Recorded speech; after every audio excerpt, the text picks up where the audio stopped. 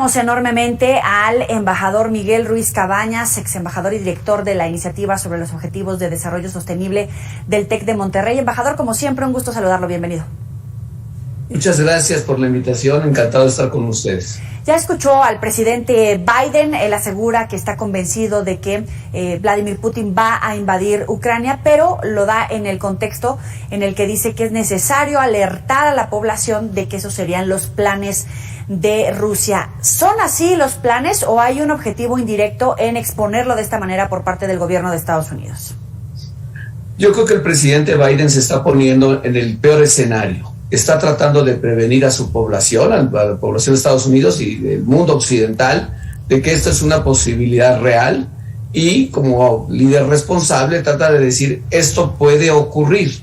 Pero también pienso que lo hace diciendo, precisamente mandándole el mensaje a Rusia, no les conviene de hacerlo, les va a ser un costo sumamente alto y con sus palabras tratando de disuadir a Rusia de que tome una decisión así. En mi opinión personal, sigue siendo una decisión muy arriesgada por parte de Rusia, hacer una invasión propiamente dicha, digamos, de cientos de miles de soldados rusos invadiendo Ucrania. Tengo la impresión de que Rusia lo que está tratando es de explotar los problemas dentro de Ucrania, que incluyen, por supuesto, a una minoría rusa ucraniana, porque los dos países desde hace 100 años pues están íntimamente mezclados en sus poblaciones. La época de la Unión Soviética, pues cientos de miles de rusos fueron a vivir a Ucrania y la historia entre los dos países, la verdad es que sí está vinculada. Nada más hay que recordar que el primer ministro, presidente de la Unión Soviética, no presidente no, pero sí secretario general del Partido Comunista, líder máximo de la Unión Soviética en los 50 después de la muerte de Stalin, fue Nikita Khrushchev, que era ucraniano. Entonces hay una historia que liga a los dos países desde hace muchas décadas, que es innegable. Lo que Rusia yo creo que está tratando de decir, no me pongan a la OTAN junto aquí en Ucrania, no me pongan amenazas a mi seguridad como Rusia, y al mismo tiempo, por supuesto, creo que Rusia está tratando, y probablemente es el objetivo último de Putin, de tratar de reconstruir lo que fueron las fronteras de la Unión Soviética. Ese es el tema de fondo, lo que se está viendo ahí, pero mi impresión es que Rusia no va a dar el último paso de hacer una invasión total militar, porque el costo para Rusia sería muy alto. Rusia no es una economía boyante, Rusia no es una economía tan grande, digamos, de los países más desarrollados, es un poco más grande que la economía mexicana, es un país de 150 millones de habitantes, aunque tenga inmensos recursos naturales y tenga armas nucleares. Entonces, creo que Putin al final es un jugador de póker y no va a dar ese paso final a menos de que sienta que los intereses vitales de Rusia están amenazados. Intereses vitales geopolíticos en términos incluso también hasta energéticos, acotarle el poder si es que la OTAN logra meterse a esa zona. De seguridad, o sea, intereses de seguridad. Lo que Rusia siempre dice es, no me pongan a mí una amenaza de seguridad en mis fronteras. Ucrania no debe ser país miembro de la OTAN, porque eso implicaría que me puede poner misiles, incluso misiles nucleares en mi frontera. Entonces eso yo no lo puedo aceptar. Pero también creo que Rusia tiene una carta importante en este momento, aunque a medida que avance la primavera será menos importante, que es la carta del gas. La mayor parte del gas que se consume en Europa, sobre todo en el invierno, es un energético que viene de Rusia. Entonces hay una dependencia de Europa del gas ruso, sí, pero también hay una enorme dependencia de Rusia, su economía depende en parte de las relaciones con Europa. Claro que Rusia puede invadir, tiene el poder militar para hacerlo, pero el costo para Rusia sería realmente alto. Yo creo que ya es alto ahora, que la verdad es que ha logrado que los países de Europa y Estados Unidos de alguna manera vuelvan a ser una coalición que se había diluido en los últimos 20 años. Putin ha logrado que la OTAN vuelva a ser una coalición un poco más cohesionada de lo que fue en los últimos 20 años. Mi impresión es que no le conviene en el mediano o largo plazo, pero todo puede suceder, hay que estar abiertos.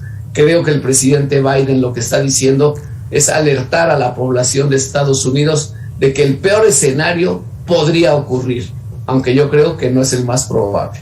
¿Cuál sería el costo político a favor o en contra del presidente Biden en este momento con los estadounidenses?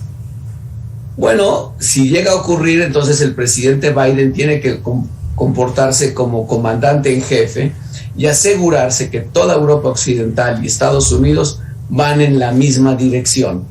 Sí es cierto y queda claro, no van a oponerse con 200,000 o 300,000 soldados de la OTAN. Si así fuera, ya los hubieran puesto en Ucrania, y no es el caso.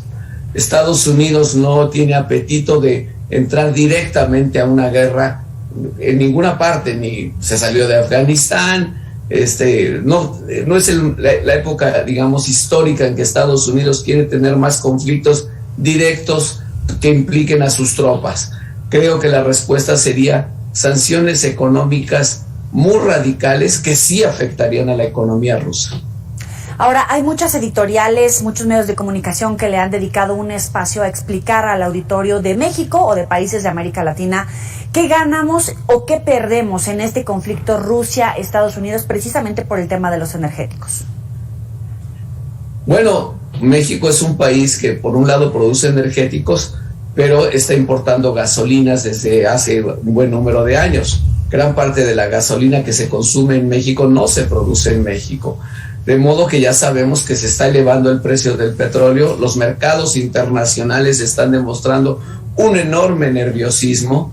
En caso de que este conflicto, continúe en las próximas semanas, es previsible que los mercados internacionales van a mostrar mucho mayor inestabilidad.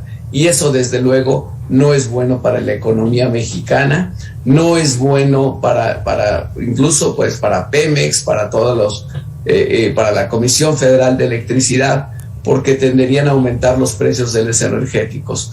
A México le conviene una estabilidad de esos precios y, por supuesto, este conflicto pues no nos conviene. En términos geopolíticos, ¿cuál podría ser el futuro si se reorganiza el mapa mundial, los intereses de Europa, con una comunidad europea que comienza a fragmentarse, con un conflicto que para muchos es el más significativo, el más representativo después de la Segunda Guerra Mundial? Pues mire, yo creo que, como usted bien señala, la más amenazada en esta situación es Europa por la dependencia de los energéticos o del gas ruso. Pero tengo la impresión de que en Europa lo que se está generando entre los principales gobiernos de esa región es un consenso de que más allá de los energéticos, más allá de los temas, digamos, geopolíticos, al final es una amenaza a su sistema de vida. No están dispuestos a entregarle a lo que sienten que es cada vez más un régimen autoritario, encabezado por Putin en Rusia, pues entregarle terreno. Los europeos tienen mucha experiencia histórica en este sentido y creo que cada vez más van a convencerse de que tienen que tener eventualmente sus propias fuerzas de disuasión, y eso podría ser el resultado de este conflicto. No es en este mes, en este año, pero digamos en el mediano plazo creo que habría un reordenamiento militar en toda Europa Occidental. Embajador, muchísimas gracias como siempre por atender al auditorio de Mega Noticias. Vamos a estar en contacto con usted si nos lo permite, Miguel Ruiz Cabañas. Enormes gracias. Al contrario, será un honor seguir colaborando con ustedes. Buenas noches. Buenas noches. De hecho, tenemos en este momento ya un reporte desde Estados